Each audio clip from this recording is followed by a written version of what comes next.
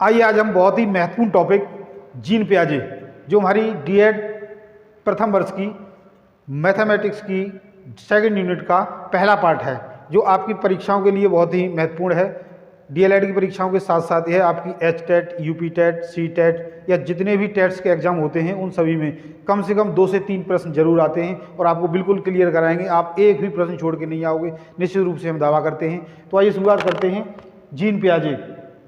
Gene पियाजे एक Swiss मनोवैज्ञानिक थे जिन्होंने बच्चों के बोधात्मक यानी कॉग्निटिव लर्निंग के विषय में गहन अध्ययन किया और उन्होंने पाया कि जो कॉग्निटिव लर्निंग है, बोधात्मक विकास है, कॉग्निटिव डेवलपमेंट है, वह बच्चे के हर मनुष्य के जीवन में जरूर आता है और सभी को एक समान अवस्थाओं से गुजरना होता है। उन्होंने पाया कि प्रत्येक मनुष्य में जो कॉग्निटिव डेवलपमेंट है, बोधात्मक विकास है, वह जीवन पर्यंत यानी मृत्यु तक चलने वाली प्रक्रिया है, जो गर्भावस्था से ही प्रारंभ हो जाती है और हर व्यक्ति, हर मनुष्य इस अवस्था से गुजरता है।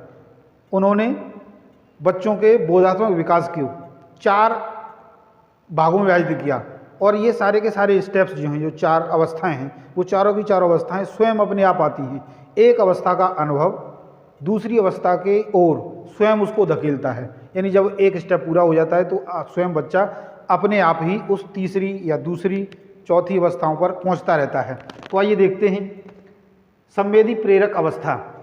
तो सबसे पहले तो देखो, यही एक प्रश्न बनता है कि जीन पियाजे ने कॉग्निटिव डेवलपमेंट की जो अवस्थाएं हैं कितने भागों में विभाजित किया है या कितनी अवस्थाओं का जिक्र किया है। तो आपको बताना है 4 अवस्थाएं हैं।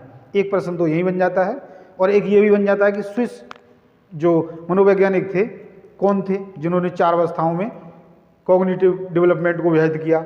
या इस प्रकार से पूछा जा सकता है कि जो जीन पियाजे थे वो कहाँ के रहने वाले थे। तो 4 अवस्थाएं हैं। अब इनमें से पहली अवस्था है संवेदी प्रेरक अवस्था, सेंसरी मोटर स्टेज, जो 0 से 2 वर्ष तक होती है, यानी शिशु अवस्था से 2 वर्ष तक की चलती है।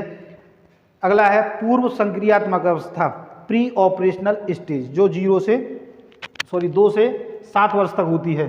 तीसरी है पूर्व संक्रियात्मक अवस्था, कंक्रीट ऑपरेशनल स्टेज, जो 7 से 11 वर्ष तक होती है। और चौथी है औपचारिक संक्रियात्मक अवस्था, फॉर्मल ऑपरेशनल स्टेज, जो 11 से 15 वर्ष तक होती है। देखो यहाँ पर भी प्रश्न पूछा जाता है कैसे। संवेदी प्रेरक अवस्था या सेंसरी मोटर स्टेज दे दिया जाएगा और ये पूछा जाएगा कि जीन पियाजे द्वारा अवस्थाओं में से एक अवस्था जिसे हम संवेदी प्रेरक अवस्था कहते हैं, सेंसरी मोटर स्टेज कहते हैं, उसकी आयु वर्ग क्या है। तो आपको बताना है 0 से 2 वर्ष। उल्टा भी पूछा जा सकता है, 0 से 2 आयु वर्ग के बच्चों को किस अवस्था का नाम दिया गया, इस प्रकार से पूछा जा सकता है। ऐसे ही पूर्व संक्रियात्मक अवस्था दी जाएगी और उसकी आयु वर्ग पूछा जाएगा तो 2 से 7 वर्ष, या 2 से 7 वर्ष दिया जाएगा तो उसकी नाम पूछा जाएगा। ऐसे ही तीसरा है पूर्व संक्रियात्मक अवस्था की आयु वर्ग क्या है, या आयु वर्ग दे दिया जाएगा तो आपसे ये पूछा जाएगा। तो यहाँ पर ही कई प्रश्न बन गए और इसकी जो हम व्याख्या है, जैसे बोधात्मक विकास के इसी कार्य के दौरान जीन पियाजे ने बच्चों के संख्यात्मक विकास पर गहन अध्ययन किया, गहन प्रकाश डाला। इससे हमें ये पता चलता है कि बच्चा किस आयु वर्ग में, किस अवस्था में कितना सीख और समझ सकता है। इससे हमें लाभ ये होता है कि हम बच्चे को उसकी अक्षमता के अनुसार ही सिखाते हैं, उससे ज़्यादा नहीं सिखाते, क्योंकि हम जानते हैं किसी को यदि उसकी अक्षमता से ज़्यादा सिखाने की कोशिश की जाए तो वह नहीं समझ सकता। तो पहली जो अवस्था है संवेदी प्रेरक अवस्था या सेंसरी मोटर स्टेज, 0 से 2 वर्ष की अवस्था है, इसमें बच्चे के क्रियाकलाप क्या होते हैं। तो आपके सी टेट या एच टेट में इस प्रकार का प्रश्न पूछ लिया जाता है कि उसका क्रियाकलाप दे दिया जाता है और फिर उसका नाम पूछ लिया जाता है और आयु वर्ग भी पूछ लिया जाता है। तो यहाँ पर ये एक प्रश्न बनता है, इस अवस्था में बच्चे अपने आसपास के वातावरण में जो भी वस्तुएं होती हैं उन वस्तुओं को देखते हैं और उन वस्तुओं को देखकर उससे अपनी समझ विकसित करते हैं, अपना जो ज्ञान है उसमें वृद्धि करते हैं और अपने आसपास की वस्तुओं को उठाकर एक स्थान से दूसरे स्थान पर ले जाते हैं, उसको छुपा देते हैं, फिर उसको ढूंढ लेते हैं। यह इनकी क्रियाकलापों में आता है इस अवस्था में। और यदि हम इसी अवस्था के किसी बच्चे को एक प्लेट में कुछ बिस्किट्स रख देते हैं और दूसरी प्लेट में और बिस्किट्स रख देते हैं, उनसे पूछते हैं कि किस में ज़्यादा है, इसका मतलब हम बच्चे की संख्यात्मक विकास को विकसित कर रहे हैं, हम उसकी संख्यात्मक क्षमता है उसको विकसित कर रहे हैं। दूसरी अवस्था पूर्व संक्रियात्मक अवस्था, प्री ऑपरेशनल स्टेज, 2 से 7 वर्ष तक की होती है। इस अवस्था में बच्चे की भाषा का विकास होता है, वह छोटे छोटे वाक्य बनाने लगता है। कुछ हद तक उसकी जो तार्किक क्षमता है वह भी विकसित हो जाती है। इस अवस्था में बच्चे सभी मतलब उसकी जो समझ है वह कम होती है, वह सभी चीज़ों को जीवित मान लेता है। जैसे गुड़िया के साथ खेलता है तो खेलने के साथ साथ उसको सुलाता भी है, खाना भी खिलाता है।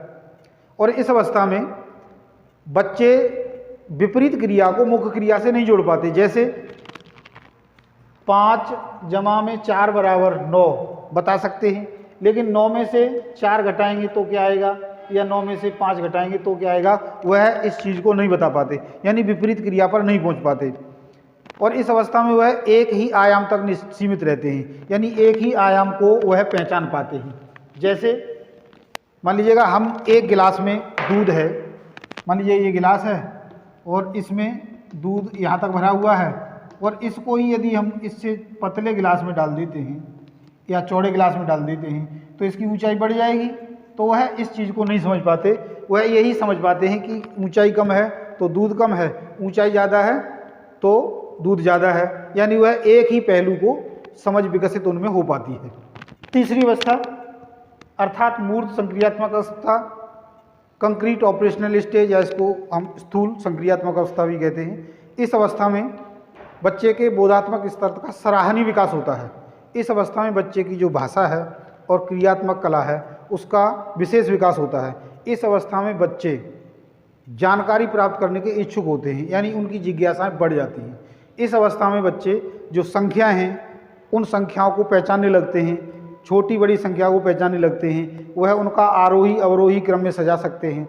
एक वह यह भी पता कर सकते हैं कि 4 के बाद क्या आएगा, 5 से पहले क्या आएगा, और वह पदार्थों को आकार में छोटा बड़ा, जैसे हमारे पास ये पदार्थ हैं इनके आकार में छोटा बड़ा होने का ज्ञान उनको हो जाता है, और वह आकार या भार के आधार पर उन पदार्थों को क्रम में लगा सकते हैं, छोटा बड़ा फिर उससे बड़ा, या हल्का उससे भारी उससे भारी, इस प्रकार से वह उनको लगा सकते हैं। और इस अवस्था में आकर वह जो समस्या है उसके दोनों पहलुओं को समझने लगते हैं।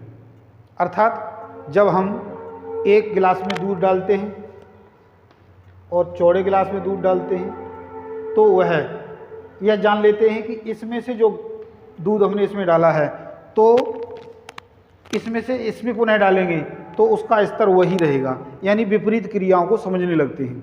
और इस अवस्था में बच्चे की जो क्षमता है या तार्किकता है वह अधिक विकसित हो जाती है। वह यह भी जानते हैं कि चौड़ाई अधिक होने पर उसकी ऊंचाई कम हो गई है। जैसे हम एक तरल पदार्थ को दूसरे बर्तन में डालते हैं, उसकी चौड़ाई ज़्यादा है तो उसकी ऊंचाई बढ़ जाती है, तो बच्चे इस बात को अच्छे से समझ जाते हैं, यानी वह उनकी जो समझ है वह विपरीतात्मक क्रिया हैं उनमें भी विकसित हो जाती है। और जो भी उनके सामने क्रियाएं होती हैं वह उनको तर्क के आधार पर, जिज्ञासा के आधार पर समझने लगते हैं। और इस अवस्था का महत्वपूर्ण बिंदु ये है कि हम उनको ज़्यादा से ज़्यादा क्रियाएं करा के, ज़्यादा से ज़्यादा प्रत्यक्ष वस्तुओं को दिखाकर उनके ज्ञान में वृद्धि कर सकते हैं। जैसे मान लीजिएगा हमने बेलन के बारे में बताना है तो इस प्रकार की वस्तु को दिखाकर हम उसके ज्ञान में वृद्धि कर सकते हैं कि इसका पृष्ठीय क्षेत्रफल क्या है। अब हम इसमें देखो तुलना करते हैं कि इसको हम वक्र पृष्ठीय क्षेत्रफल कहते हैं और इसमें पृष्ठीय क्षेत्रफल कहते हैं, क्योंकि इसमें वक्रात्मकता है। तो ज़्यादा से ज़्यादा वस्तुओं को दिखाकर, जैसे ये घनाभ है, ये बेलन है या ये शंकु है, इन चीज़ों को दिखाकर हम बच्चों को ज़्यादा से ज़्यादा उनके ज्ञान में वृद्धि कर सकते हैं। चौथी अवस्था, यह भी बहुत ही महत्वपूर्ण है, औपचारिक संक्रियात्मक अवस्था या फॉर्मल ऑपरेशनल स्टेज। इस अवस्था में बच्चा पूर्व किशोरावस्था में प्रवेश करता है, और हम जानते हैं किशोरावस्था है वह एक तूफानी अवस्था है। इस अवस्था में हमारे शरीर में और मानसिक दोनों तरीके से बदलाव आते हैं। हमारे शारीरिक बदलाव भी होते हैं, जैसे जो बॉयज़ हैं, लड़के हैं, उनकी आवाज़ मोटी हो जाती है, लड़कियां हैं उनकी आवाज़ मधुर हो जाती है, और भी उनके जो जननांग हैं वह सक्रिय हो जाते हैं। तो इस प्रकार के बदलाव होने के कारण बच्चे जो हैं वह अधिकांश स्वयं की क्रियाओं द्वारा ज़्यादा सीखने की कोशिश करते हैं, यानी वह इस अवस्था में ज़्यादा से ज़्यादा उनकी जो कुशलता है, कार्य करने की क्षमता है, उसमें कुशलता आ जाती है, यानी कुशलता पूर्वक वह उस कार्य को कर पाते हैं। तो ज़्यादा से ज़्यादा उन पर क्रियाएँ कराई जाएँ तो क्रियाओं के द्वारा ही वह ज़्यादा से ज़्यादा सीख सकते हैं। तो इस प्रकार आज हमने जीन पियाजे की चारों अवस्थाओं के बारे में अध्ययन किया और ये भी जाना कि किस प्रकार से प्रश्न पूछे जाते हैं। सभी प्रश्नों को अब आप एक भी प्रश्न जो जीन पियाजे से संबंधित होगा, मुझे आशा है कि नहीं छोड़ के आओगे, क्योंकि हमने अच्छे से उसको समझा दिया है। कल यानी अगले वीडियो में हम आपसे फिर अगले टॉपिक जोल्टन डाइन के साथ फिर मिलते हैं। तो आज के लिए इतना ही, धन्यवाद।